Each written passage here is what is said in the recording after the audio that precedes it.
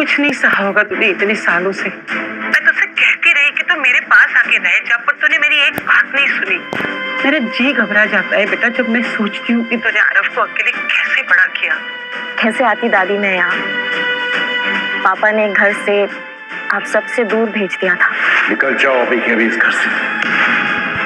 अब सिन्हा परिवार से तुम्हारा कोई रिश्ता नहीं। और अगर पापा को मेरी प्रेगनेंसी के बारे में पता चलता तो पता नहीं वो कैसे रिएक्ट करते।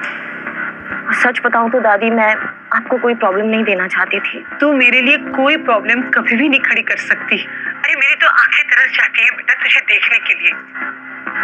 तो आ तो गई हूँ मैं अपनी दादी माँ के पास। बस आधे घंटे में आपके पास पहुंच जाऊंगी दादी। मैं बहुत एक्साइटेड हूँ। मुझे पापा को बताना है कि I missed him so much.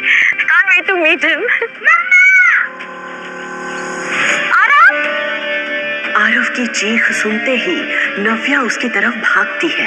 देख के नहीं चला सकता, अभी लग जाता तो। लेकिन उसे सही सलामत देखकर चैन की सांस लेती है। बैठ गई यहाँ पे भी आ गए हमें परेशान करने के लिए। आरव, ये बैड गाइस तुम्हारा कुछ नहीं बिगाड़ सकते जब तक मम्मा तुम्हारे साथ है। तुम दोनों यहाँ क्या कर रहे हो? अरे हमारा छोड़ो, ये बताओ कि तुम्हारा वो डार्लिंग और उसके बॉडीगार्ड्स कहीं दिखाई नहीं दे रहे। कनिका, मुझे तुम्हें हर चीज बताने की जरूरत नहीं है। नव्या, नव्या, आरव ठीक तो है ना नव्या? हाय दादी, आरव ठीक है। ये बताइए कि आप ठीक हो? लगता है कि दादी को मुझसे बात करने में कोई इंटरेस्ट नहीं। एनीवेज, तुम दोनों ने एयरपोर्ट पे कम तमाशा नहीं किया था। अब क्या लेने आए हो यहाँ पे? ओ हेलो, हमें भी आने का कोई शौक नहीं है। ये तो शेखर अंकल ने कहा इसलिए हमें आना पड़ा, वरना तुम्हें और तुम्हारे इस बदतमीज बेटे को मोहर नहीं जलते। बाय द वे, पापा ने तुम्हें घर बुलाया अभी। हम गाड़ी में वेट कर रहे हैं, आ जाओ। Let's go.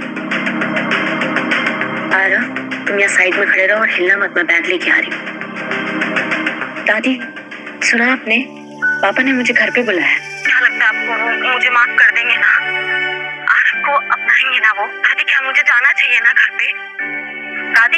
दादी टेंशन में फोन कट कर देती है। नव्या इतनी उम्मीद से यहाँ आई है, जब उसे पता चलेगा कि शेखर उसे यहाँ क्यों बुलाया है तो उसका तो दिल ही टूट जाएगा। पर सच ज्यादा देर तक छुपेगा नहीं, इसलिए मुझे इसे सब कुछ बता देना चाहिए। तभी नव्या फिर से दादी को फोन करती है। हाँ नव्या बेटा। हाँ दादी, उस वक्त बेटा शेखर ने तुझे यहाँ बिखरे रिश्तों को जोड़ने के लिए नहीं बुलाया। उसने तो तुझे कनिका और ऋषि की सगाई के लिए यहाँ बुलाया है। मुझे पता है कि आपने कुछ भी नहीं किया है, क्योंकि जो कुछ भी किया है वो तो मैंने किया। कल रात में जिस कमरे में तुम थी, उस कमरे में ऋषि नहीं, कोई और था। और मैंने ये सब इसलिए किया क्योंकि अगर कोई ऋषि से शादी करेगा तो वो मैं होंगी। कुछ सेकंड्स के लिए नव्या इमोशनल जरूर हुई, लेकिन फिर उसने अपने आप को एक बार फिर समेट लिया। आखिर कनिका जीत ही गई। माफ कर दे मुझे मेरी बच्ची। मैं नहीं चाहती थी कि ये बात तुझे वहां जाकर पता चले, इसलिए मुझे तुझे बतानी पड़ी। देख बेटा, मैं जानती हूँ कि एक वक्त ऐसा था जब तू ऋषि से बेइंतहा प्यार करती थी।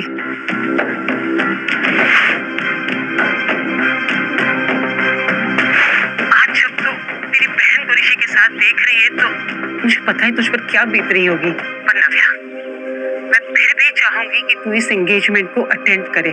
तेरी ये हिम्मत है ना बेटा, उन सब के मुंह पर एक करारा तमाचा होगी जिन सब ने तुझे तोड़ने की कोशिश की है। आप सही कह रही है दादी, मैं एंगेजमेंट में भी जाऊंगी और पापा से भी मिलूंगी। और कितना टाइम? बैठो अंदर, हमारे पास पूरा दिन है तुम्हें पिक एंड ड्रॉप करने के लिए। चलो आरव। मैं नहीं चलूंगा, ये बैठ गई है। आरव, ये हमें नाना जी के पास लेके जा रहे हैं। नाना जी के पास? थोड़ी देर और टॉलरेट कर लो प्लीज। चल।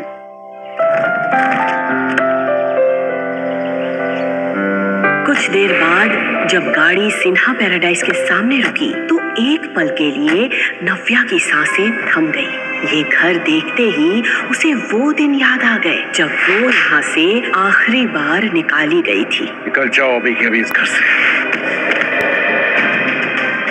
ऋषि और कनिका तो तेजी से उतरकर घर के अंदर चले गए थे, लेकिन इतने सालों बाद अपने ही घर के अंदर जाने के लिए नव्या के पैर कांप रहे थे। वो यहाँ आ तो गई थी, लेकिन उसे समझ नहीं आ रहा था कि वो इस घर के लोगों को फेस कैसे करेगी। तभी आरव नव्या का हाथ पकड़ता है और उसे हिम्मत देता है। आरव का एक्साइटेड चेहरा देखकर नव्या हिम्मत जुटाती है। वो आरव का हाथ पकड़कर धीरे धीरे घर के एंट्रेंस पर पहुंची, लेकिन जैसे ही वो घर के अंदर घुसती है कि तभी उसकी सौतेली माँ अपना झूठा नाटक शुरू कर देती है।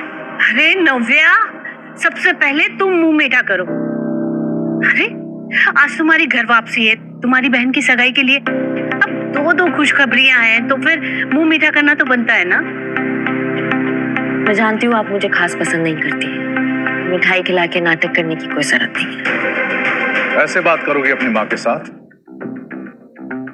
ये संस्कार दिए मैंने तुम्हें। इतने सालों बाद अपने पापा को देखते ही नव्या को अपना खुशहाल बचपन याद आ गया। पकड़ लिया, चलो।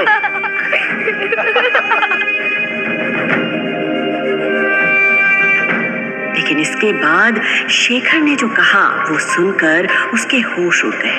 पापा, तुम्हें यहाँ से मैंने दूर भेजा था ताकि तुम्हें अपनी गलती का एहसास हो सके, ताकि तुम सॉरी फील करो, अपनी हरकतों पे शर्मिंदा हो सको, ताकि ये। पापा क्या कह रहे हैं आप? आरव मेरा बेटा है। तो रखो अपने पास। इस नाजायज औलाद को तुम्हारी मेरे पास लाने की हिम्मत कैसे हुई? पापा please stop it. You stop now। तुम्हें क्या लगा था कि तुम इस बच्चे को लेकर यहाँ पर आओगी और मेरा मन इसे देख के पिघल जाएगा? मैं इसे देखकर सब कुछ भूल जाऊंगा वो बेइज्जती जो मेरी तुम्हारे कारण हुई थी। Dad please calm down. चलिए आइए बैठिए। प्लीज जोर से मत बोलिए डैड, आपका बीपी बढ़ जाएगा। बैठिए।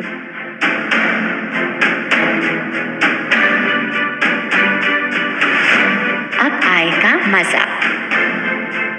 लीजिए पानी पीजिए। Calm down. After all he is your grandson.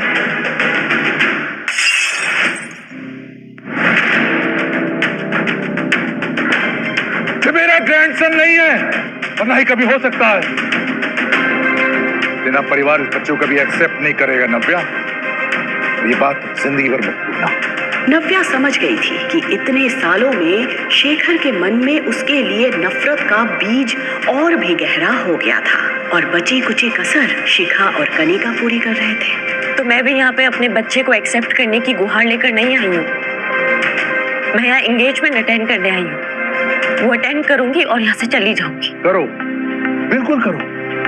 In fact मैंने तुम्हें बुलाया है एंगेजमेंट के लिए, लेकिन मेरी भी एक शर्त है। इस सगाई में केवल तुम वेलकम हो। ये बच्चा उस इवेंट में नहीं आ सकता और मैं तुम्हारी वजह से और बेइज्जती सहन नहीं कर सकता। तो ठीक है, ये एंगेजमेंट आप सबको ही मुबारक हो। कांग्रेचुलेशंस कनिका एंड ऋषि।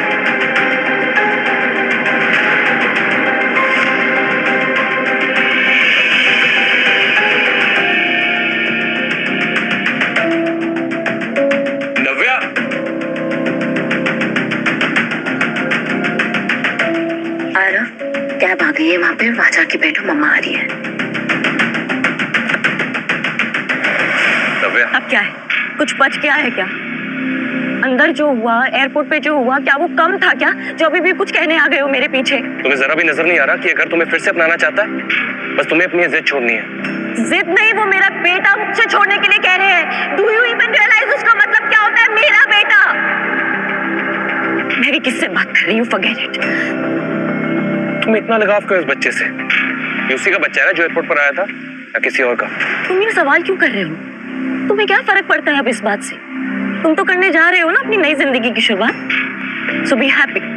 यहाँ पे तो तुमने मुझे चीट किया, सब कुछ छोड़ के यहाँ से चलेगी और एटीट्यूड ऐसे दिखा रहे जैसे ये मेरी गलती है। तुम्हें क्या पता है कि उस रात क्या हुआ था, किसने चीट किया, किसने नहीं चीट किया? और मुझे अब तुम्हें कोई सफाई नहीं देनी है, मुझे तुमसे बात ही नहीं करनी है। लेकिन मुझे बात करनी है। क्या बात करनी है? क्या बात करनी है तुम्हें? तुम्हें पता भी है कि उस रात मेरे साथ क्या हुआ था? तुम्हें पता भी है कि मुझे किसने फंसाया था?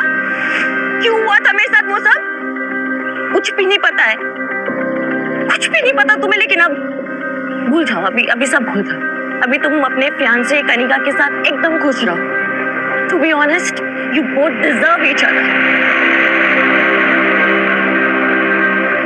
नव्या, क्या कहना चाहती हो तुम? बोलो क्या हुआ था उस रात? क्या नव्या बता देगी ऋषि को कनिका का सच? मुझे पता है कि आपने कुछ भी नहीं किया है, क्योंकि जो कुछ भी किया है वो तो मैंने किया है। कल रात में जिस कमरे में तुम थी, उस कमरे में ऋषि नहीं, कोई और था। और मैंने ये सब इसलिए किया क्योंकि अगर कोई ऋषि से शादी करेगा तो वो मैं होंगी। क्या हो पाएगी कनिका और ऋषि की सगाई? जानने के लिए सुनते रहिए द रिटर्न, सिर्फ पॉकेट FM पर।